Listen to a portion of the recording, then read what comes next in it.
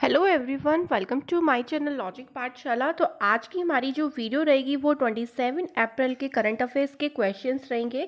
तो जो सारे इंपॉर्टेंट क्वेश्चंस हैं वो सारे ही डिस्कस करेंगे आज। तो वीडियो को पूरा देखना है और if you like my video then please hit the like button and also subscribe my channel. तो आप नोटिफिकेशन बेल आइकन पर भी क्लिक करें ताकि आपको रोज़ की वीडियो की नोटिफिकेशन जो है वो मिलती रहे। तो स्टार्ट करते हैं आज की वीडियो।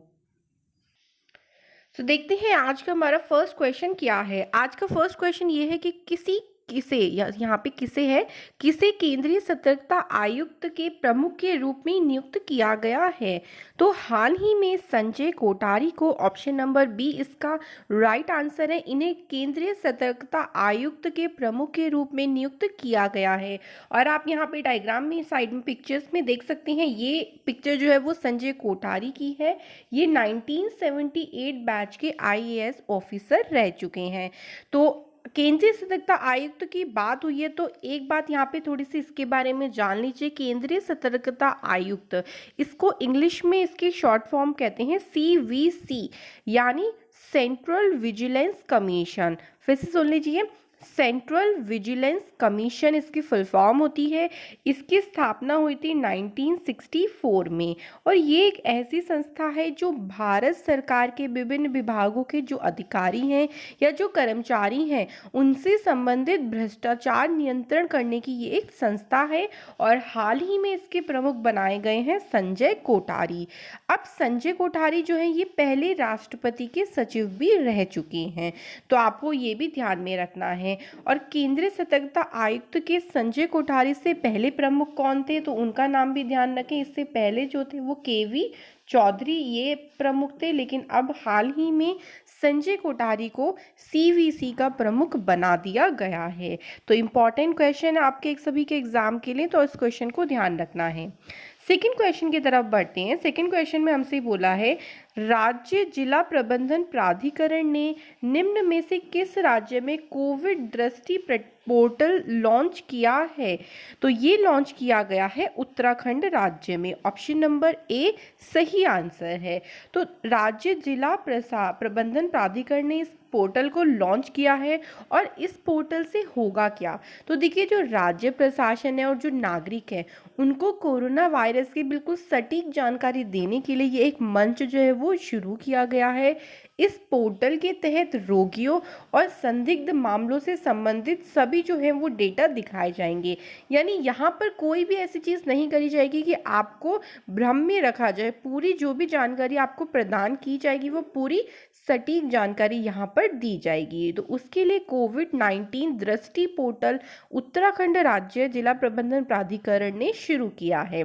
उत्तराखंड ने अभी हाल ही में एक और चीज़ शुरू करी थी, संपर्क दीदी एक एप्लीकेशन थी, ये भी उत्तराखंड राज्य द्वारा ही शुरू की गई थी। तो ये भी आपको ध्यान रखना है। जो भी चीज़ें देखिए उत्तराखंड ने शुरू किया है आप उसको क्या करें, लिंक करके पढ़ें, क्योंकि लिंक करके पढ़ेंगे तो करंट अफेयर्स आपको ज़्यादा से ज़्यादा याद रह सकते हैं।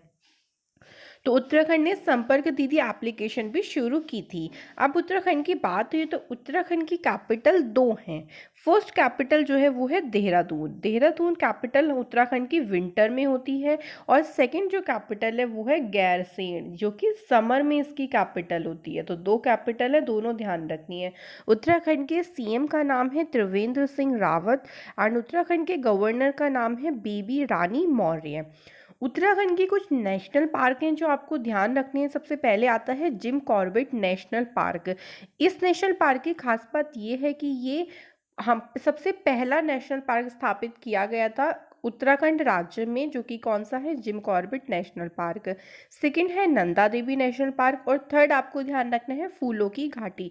काफ़ी बार पूछा गया है कि फूलों की घाटी किस राज्य में है, तो फूलों की घाटी भी कहाँ पे है, उत्तराखंड राज्य में है।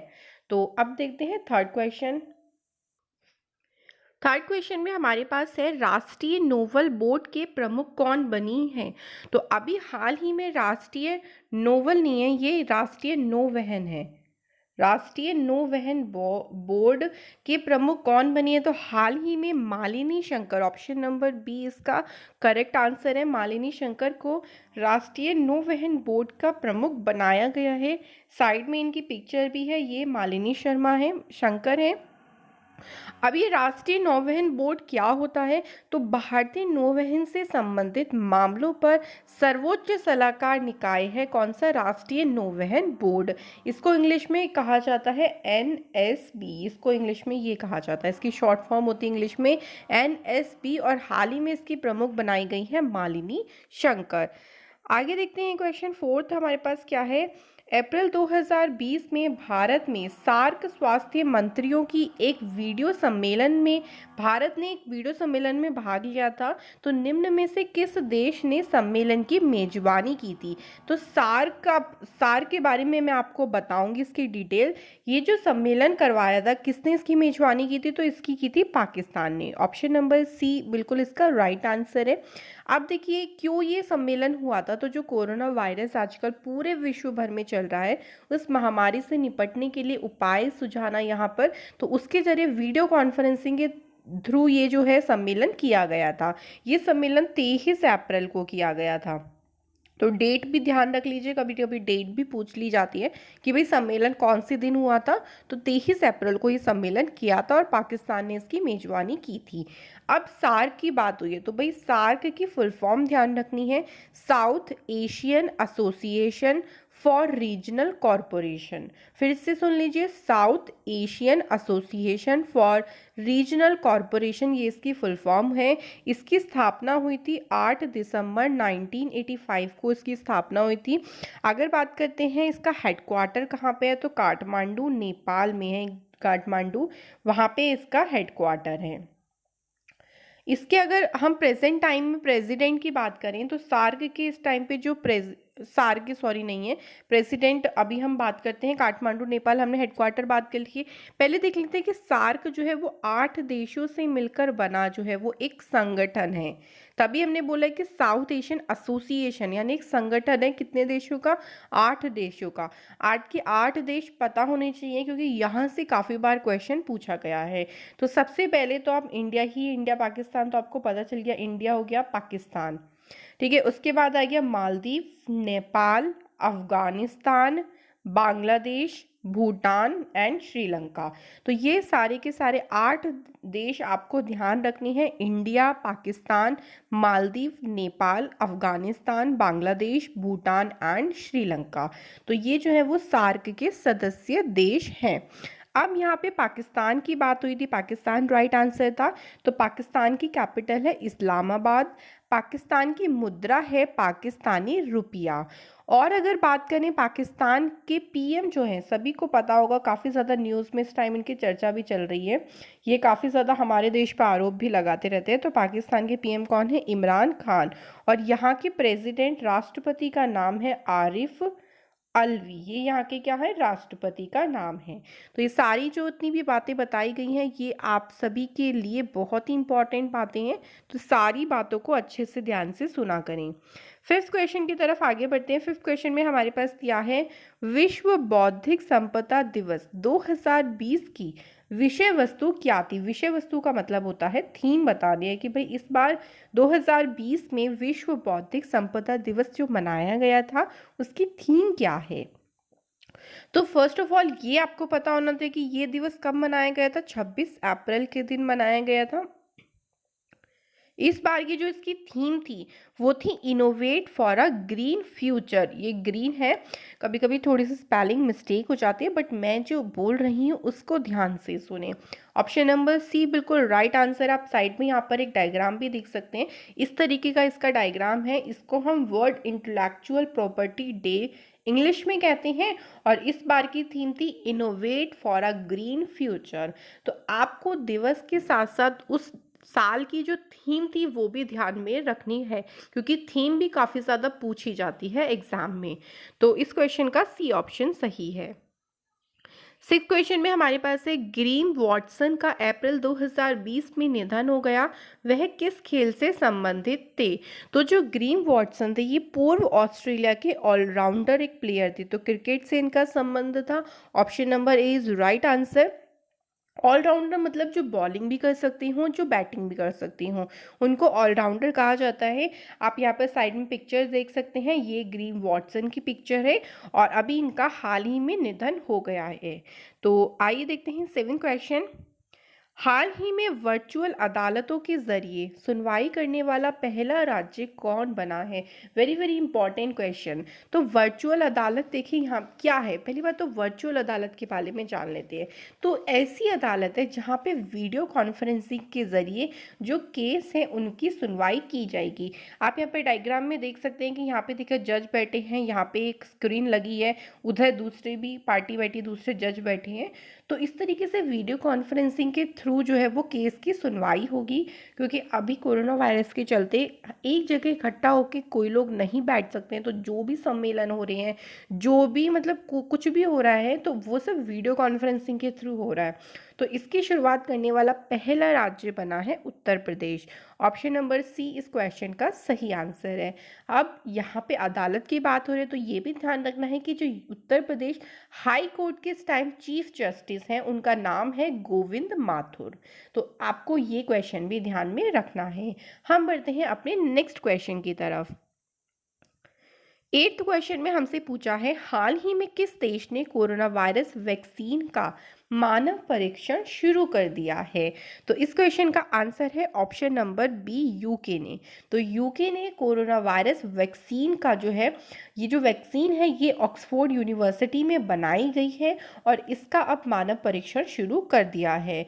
अब यहाँ पे बात हुई है यूके की, तो यूके की कैपिटल है लंदन। यूके में जो करेंसी चलती है वो चलती है पाउंड, और यहाँ के पीएम का नाम है बोरिस जॉनसन। अभी बहुत ही ज़्यादा ये न्यूज़ में भी रहे थे, क्योंकि इन्हें ना अभी हाल ही में इन्हें भी कोरोना वायरस हो गया था।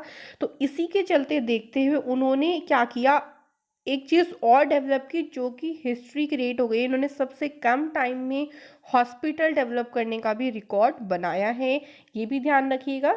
यूके ने भी हाल ही में सबसे कम टाइम में हॉस्पिटल डेवलप करने का रिकॉर्ड भी क्रिएट किया है। तो इम्पॉर्टेंट क्वेश्चन है, आपको ध्यान रखना है। 9 क्वेश्चन की तरफ चलते हैं। हाल ही में किसने फाइलों के संचालन के लिए ई कार्यालय ऐप जो है वो लॉन्च की है? तो देखिए जितनी ऐप्स लॉन्च की जा रही है, एंड मैं प्लीज़ बार बार कह रही हूँ कि इनको ध्यान रखें। तो अभी ई कार्यालय जो ऐप लॉन्च की गई है वो CISF के द्वारा लॉन्च की गई है। Option C is right answer. तो ये क्या है, ये ऐप जो है ये है क्या? तो देखिए फाइलों के ट्रांसफ़र के लिए इस ऐप को लिया गया है कि भाई आप ऐप के थ्रू ही क्या कर दोगे, फाइलों को ट्रांसफ़र कर दोगे एक जगह से दूसरी जगह। पहले क्या होता था, कोई ना कोई फाइल्स को लेके जाता था तो एक ने टच किया, फिर वो दूसरे को उसने दी तो दूसरे ने उसे टच किया। तो ऐसे तो वायरस फैलने का जो वायरस है उसकी चेन तो और डेवलप हो जाएगी, वायरस तो और फैल सकता है ऐसे। तो इसी को कंट्रोल में करने के लिए क्या किया है, डिजिटली इसको कर दिया है। तो एक ऐप बना दी है, यहाँ से आप फाइलों को इजीली एक जगह से दूसरी जगह ट्रांसफ़र कर सकते हो। तो ये किया है CISF के द्वारा। अब CISF है क्या, इसकी फुल फॉर्म होती है central industrial security force. Central industrial security force इसकी फुल फॉर्म होती है। इसकी स्थापना है 1969 में हुई थी और इसके डायरेक्टर का नाम है राजेश रंजन। तो ये थी इस क्वेश्चन की इंफॉर्मेशन। आइए देखते हैं लास्ट क्वेश्चन आज का 10th क्वेश्चन क्या है। हाल ही में ऑपरेशन एकेडमिक कैलेंडर जो है किसने लॉन्च किया है? तो ये हाल ही में रमेश पोखरियाल निशंक ने लॉन्च किया है। ऑप्शन नंबर बी जो है इसका राइट आंसर है। अब ये कैलेंडर लॉन्च क्यों किया गया है? तो देखिए लॉकडाउन के समय जो स्टूडेंट्स हैं उनकी स्टडी कंटिन्यू रहे, मतलब ऐसा ना हो कि वो बीच में स्टडी को छोड़ दें। तो रमेश पोखरियाल निशंक ने NCERT के साथ मिलकर इस कैलेंडर को लॉन्च किया है।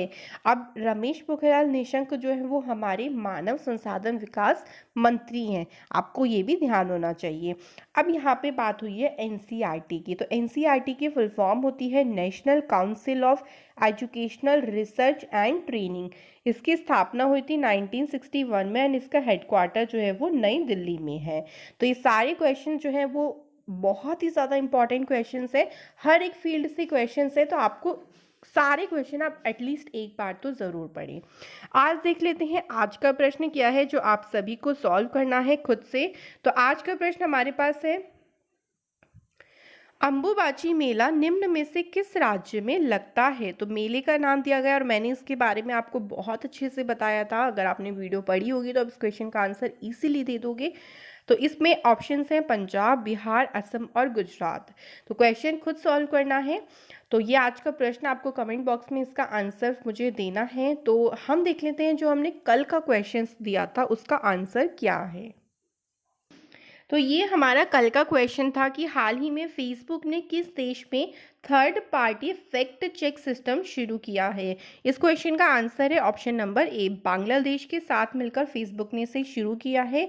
और जो फेसबुक ने इसे क्यों शुरू किया, जो फेक न्यूज़ आती हैं उस पर रोक लगाने के लिए फेसबुक ने बांग्लादेश में ये सिस्टम जो है वो शुरू किया है। तो हमारी वीडियो समाप्त होती है। अगर आप ये सारे क्वेश्चंस की आप फाइल्स चाहते हैं तो आप मुझे टेलीग्राम पे फॉलो कर सकते हैं। आपको टेलीग्राम का लिंक डिस्क्रिप्शन बॉक्स में मिल जाएगा। तो please follow me on Telegram and I hope so video आपको सभी को बहुत हेल्पफुल लगी होगी। तो एंड अगर आपको हेल्पफुल लगी तो please like my video, share my videos and also subscribe my channel. Thank you and please stay home and be safe.